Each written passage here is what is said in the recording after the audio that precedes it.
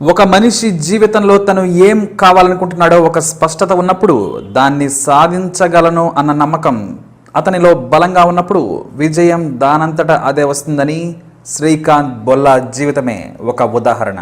చిన్నప్పటి నుండి అంధత్వంతో ఎన్నో కష్టాలను అనుభవించిన అతను తల్లిదండ్రులకి భారం అవుతాడు అని అనుకున్న అతను ఇప్పుడు కొన్ని వేల మందికి ఉపాధి కల్పించి శిఖరాగ్ర స్థాయిలో ఉన్నాడు. మరి ఆ స్థానానికి అతను ఎలా వెళ్ళాడు అన్నది తప్పక తెలుసుకుందాం. శ్రీకాంత్ బొల్లా ఆంధ్రప్రదేశ్లోని సీతారామపురం అనే గ్రామంలో నిరుపేద కుటుంబంలో జన్మించాడు. తల్లిదండ్రులు వ్యవసాయం చేస్తూ కుటుంబాన్ని నెట్టుకొచ్చేవారు. అయితే శ్రీకాంత్ పుట్టుక నుండి గుడ్డివాడు.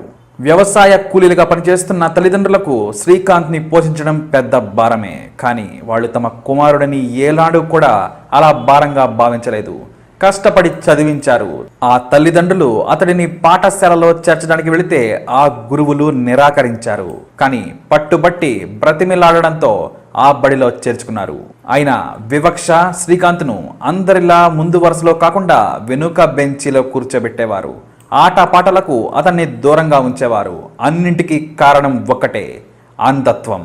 ఆయన వైకల్యాన్ని ప్రతిసారి గుర్తు చేస్తూ బాధ పెట్టేవారు. కానీ అవేవి పట్టించుకోకుండా పూర్తి శ్రద్ధ చదువు మీదే పెట్టేవాడు శ్రీకాంత్.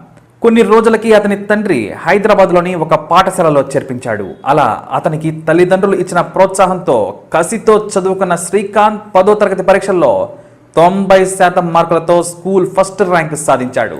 ఆ తర్వాత ఎంతో ఉత్సాహంగా సైన్స్ గ్రూప్లో చేరదామని వెళితే తన అంధత్వం కారణంగా అతన్ని చేర్చుకోవడానికి ప్రిన్సిపాల్ నిరాకరించాడు. ఆర్ట్స్ గ్రూప్లో చేరమని సలహా కూడా ఇచ్చాడు. అప్పట్లో ఆంధ్రప్రదేశ్ ఎడ్యుకేషన్ బోర్డు నియమాల ప్రకారం అందులో సైన్స్ గ్రూప్లో చేరడానికి అనర్హులు. కానీ శ్రీకాంత్ మాత్రం పట్టు వీడని విక్రమార్కుడిలా ఇంటర్ బోర్డుకు వ్యతిరేకంగా న్యాయ పోరాటానికి దిగాడు.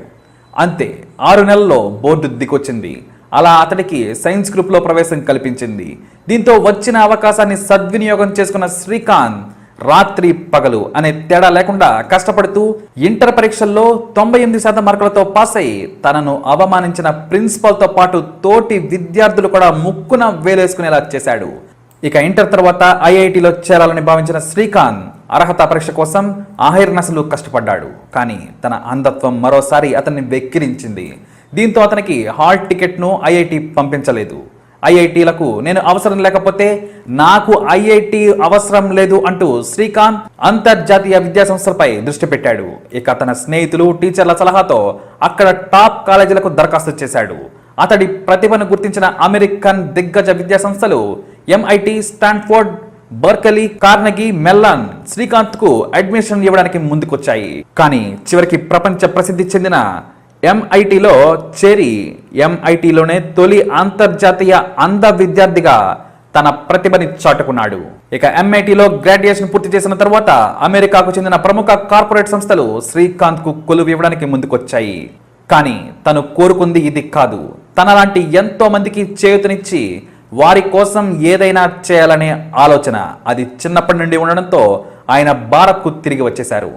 ఆ తర్వాత బిజినెస్ మీద పూర్తి అవగాహన పెంచుకున్న శ్రీకాంత్ హైదరాబాద్ కేంద్రంగా వోల్లాండ్ ఇండస్ట్రీస్ పేరుతో చిన్న పరిశ్రమ స్థాపించి పేపర్ ప్లేట్లు, గ్లాసులు తయారు చేయడం ప్రారంభించాడు. 2012లో ప్రారంభమైన ఈ కంపెనీ రోజు రోజుకి అభివృద్ధి చెందుతూ సంవత్సరానికి 50 కోట్లకు పైగా టర్న్ ఓవర్ సాధించే స్థాయికి ఎదిగింది. ఇక అతను రూపొందించిన ప్రోడక్ట్స్ పర్యావరణ రహితంగా ఉండడంతో శ్రీకాంత్ సంస్థ ఉత్పత్తులకు మార్కెట్లో మంచి డిమాండ్ ఏర్పడింది. ఇక మొదటి నుండి శ్రీకాంత్ క్రమశిక్షణ, పట్టుదలను గుర్తించిన పారిశ్రామికవేత్త రవి మంతా వోల్లాండ్ ఇండస్ట్రీస్ పరిశ్రమలో భారీ మొత్తంలో పెట్టుబడి పెట్టడంతో ఈ సంస్థ రాష్ట్రమంతా విస్తరించిపోయింది. అలా తన సంస్థ ద్వారా ఎంతో మంది వికలాంగులకి ఉపాధి కల్పించి చూపు లేదని చిన్న చూపు చేసిన సమాజాన్ని తన వైపుకు తిప్పుకొని జేజేలు కొట్టించుకున్నాడు శ్రీకాంత్. అంతేకాక ఒక స్వచ్ఛంద సంస్థని స్థాపించి 3000 మందికి పైగా విద్యార్థులకి ఉచిత విద్యని అందిస్తున్నాడు. ఇక శ్రీకాంత్ కృషి సాధించిన విజయాలకు ప్రతీకగా మలేషియాకు చెందిన ECLIF ఎమర్జింగ్ లీడర్షిప్ అవార్డు ఇచ్చి సత్కరించింది. దానితో పాటు 2016లో ఆయన CIA నుంచి emerging entrepreneur of the year గా అవార్డును కూడా అందుకొని మన విజయానికి మన బలహీనత అడ్డు కాదని నిరూపించాడు. సో ఫ్రెండ్స్, ఈ ప్రపంచం మనల్ని ఏదో అందని ఇంట్లోనే కూర్చుంటే మనం అనుకున్న విజయాన్ని సాధించగలమా? శ్రీకాంత్ కూడా తన జీవితంలో ఎన్నో అనుమానాలను ఎదుర్కొన్నాడు. అయినప్పటికీ తానేంటో సమాజానికి తెలిసేలా నిరూపించుకోవాలనుకున్నాడు. అందుకోసం నిరంతరం కష్టపడ్డాడు. చివరికి తనను విమర్శించిన వారి నుండే ప్రశంసలు పొందాడు. నా విజయాన్ని నేను విన్నాను, మీరు చూశారా అని ఒక్క పొలికేక పెట్టాడు.